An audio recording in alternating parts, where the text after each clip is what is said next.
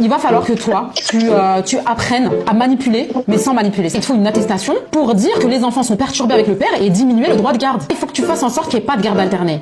Ton combat, ça va être de ramener des attestations, des preuves, pour que justement tu lui enlèves cette possibilité d'avoir une semaine sur deux. Les enfants, faut les manipuler pour les mettre dans leur poche. Faut vraiment y mettre tout le vice en fait autour. Ils sont chez lui, ils sont très droits. Ils sont très droits, très carrés, pas de bêtises, rien. Mais n'oublie pas qu'avec toi, ils ont droit. C'est parce qu'ils ont droit d'être eux-mêmes. Dis-leur avec moi, vous avez le droit d'être ce que vous voulez. En fait, ancre des phrases. Ça, c'est les conseils qu'une femme reçoit après avoir expliqué que ses enfants lui en veulent, vu qu'elle est partie après son divorce. Et cette coach lui donne des conseils pour les manipuler psychologiquement et pour briser la relation avec leur père.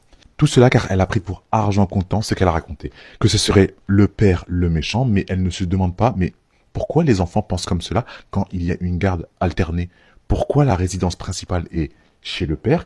Et pourquoi quand les enfants vont chez un psy, il n'a pas fait d'attestation allant dans son sens à elle? Elle le dit elle-même, les enfants ont une structure et de la discipline chez le père. Mais elle n'a même pas toute l'histoire et cette coach, au lieu d'avoir des conseils bienveillants, elle conseille le sabotage de leur éducation et la manipulation. Voilà, c'est le genre de conseils qu'on donne aux femmes de nos jours. Je sais que ça va en choquer plus d'un et tout, mais dans les moments comme ça, les enfants, faut les manipuler pour les mettre dans leur poche parce que vous savez que l'autre en face, c'est un ennemi qui est compliqué à gérer. Il faut pas jouer la carte de la vérité. Quand en face de toi, t'as un joueur de poker, il faut jouer le poker. Faut vraiment y mettre tout le vice en fait autour, c'est-à-dire « Ah, papa, il voulait vous amener ».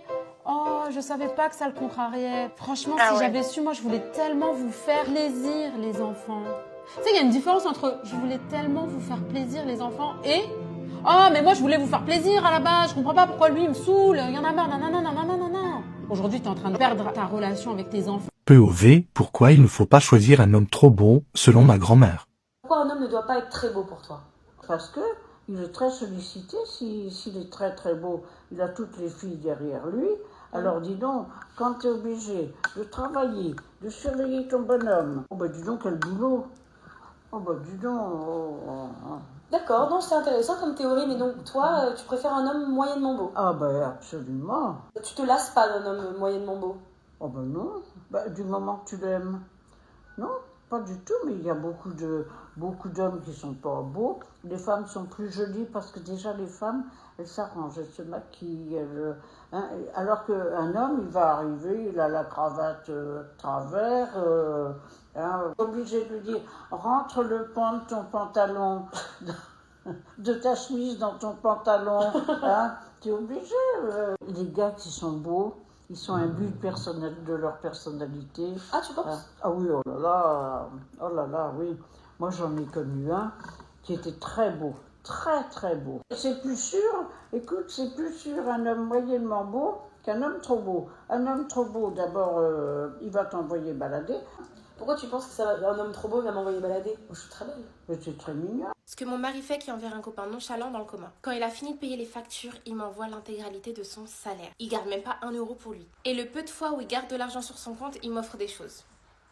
Si j'ai faim en plein milieu de la nuit et qu'il est réveillé, il me fera absolument tout ce que je veux à manger. Il me complimente tous les jours. Et le pire, c'est que je sens qu'il ment pas. La seule chose que je suis autorisée à porter, c'est mon sac à main. Si j'essaye de porter un sac, il m'insulte, je crois. Il a supprimé toutes les filles de son Instagram de son plein gré. Quand il a su que j'avais un gros problème de confiance avec les hommes, il a pris mon téléphone et il m'a mis tous ses comptes des réseaux sociaux. Il ne me laisse aucune charge mentale.